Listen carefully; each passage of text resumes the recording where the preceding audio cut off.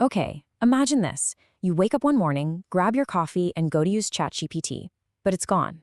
Not just down for maintenance, completely banned in your entire country. Sounds pretty wild, right?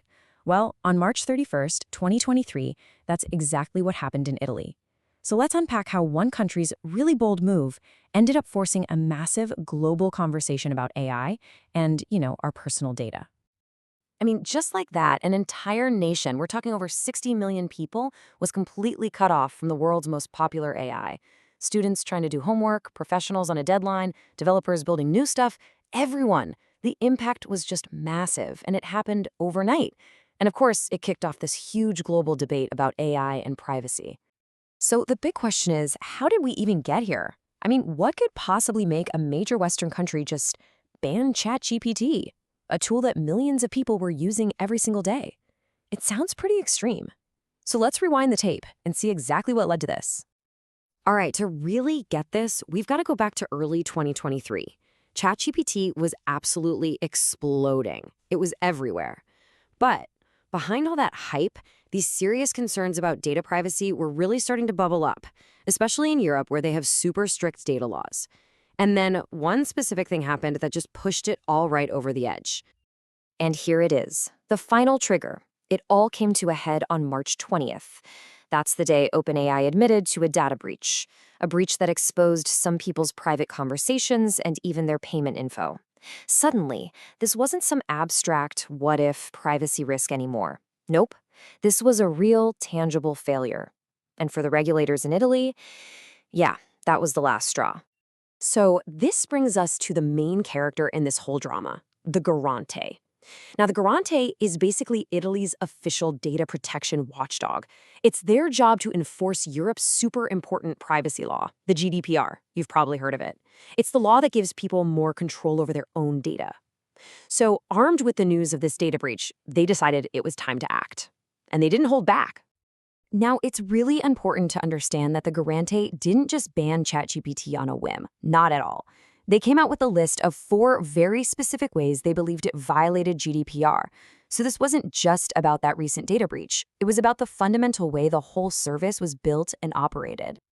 And you can see here, these 4 reasons, they cover a lot of ground. We're talking about everything from protecting kids to just being honest with users about what's happening with their data. The Garante was basically saying OpenAI was failing on multiple fronts. So let's break these down one by one. Violation number 1, no age gate. And this was a huge one. There was literally nothing stopping a kid, say a 10-year-old, from signing up and using ChatGPT.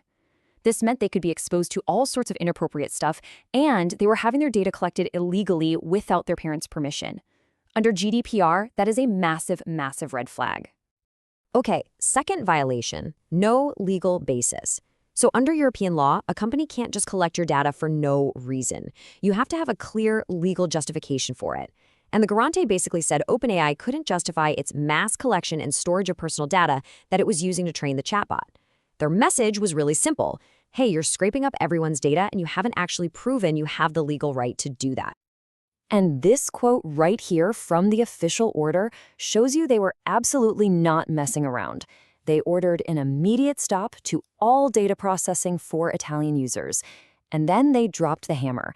They threatened a fine of up to 20 million euros, or, and this is the big one, 4% of their annual global turnover.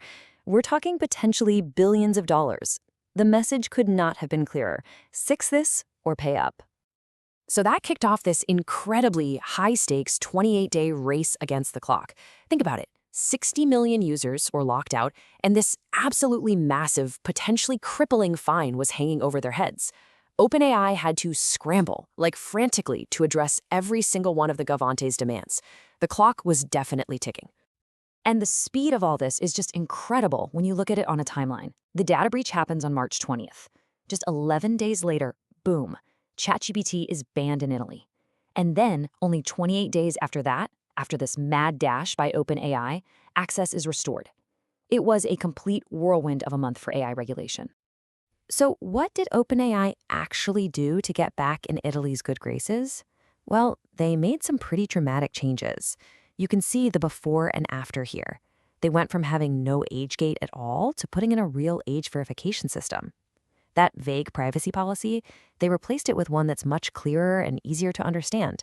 And maybe most importantly, they rolled out new tools to give all of us more control over our own data. But here's the really crucial part. The fixes that OpenAI put in place, they weren't just for Italy. Nope. They rolled out these new privacy protections for every single user all around the world. So in a way, one country's ban forced a global privacy upgrade for everyone. And this is where the story gets even bigger. Because this wasn't just some isolated event happening in Italy. It created this huge global ripple effect. A shockwave, really, that was felt by regulators and AI companies everywhere. It was like every other data protection agency suddenly sat up and paid attention. All of a sudden, you had France launching an investigation. Germany started looking into it. Spain did too. Ireland, Canada, the list goes on. Italy basically showed everyone that a regulator could stand up to a tech giant, and now everybody else wanted to follow their lead. Let's be honest, the number that really made the entire AI industry sit up straight was that potential fine. We're talking $1.6 billion.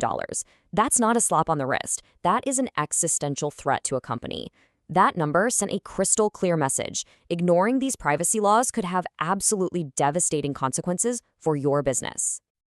As you can imagine, privacy advocacy groups saw this as a massive, landmark victory, and this quote really sums it up perfectly. For years, people had been wondering, can our current laws even handle something as powerful and new as AI? Well, Italy's ban gave a very loud and clear answer to that question. Yes, yes, they can. And that's really the bottom line here. A huge precedent was set. This whole episode proved to the entire world that Europe's GDPR wasn't just some paper tiger. It had real teeth. It showed that this law could actually be used to regulate the biggest, most powerful new AI services out there. And believe me, this is just the beginning. The EU is already working on something called the AI Act, which is a whole new framework of laws designed specifically for artificial intelligence. So the ChatGPT ban was kind of a preview. It proved that these regulations are going to have serious power. The pressure on AI companies is only going to get more intense from here on out. So, if there is one single takeaway from this entire story, it's this. For AI companies, the whole move fast and break things era is officially over. Thanks to what Italy did, these companies now get it. Building privacy and safety into your AI from the very beginning, that's no longer optional. It's existential. It's about survival.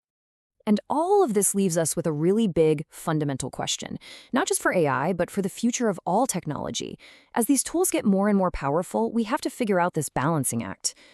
How do we encourage all this amazing innovation while at the same time protecting something as basic as a right to privacy?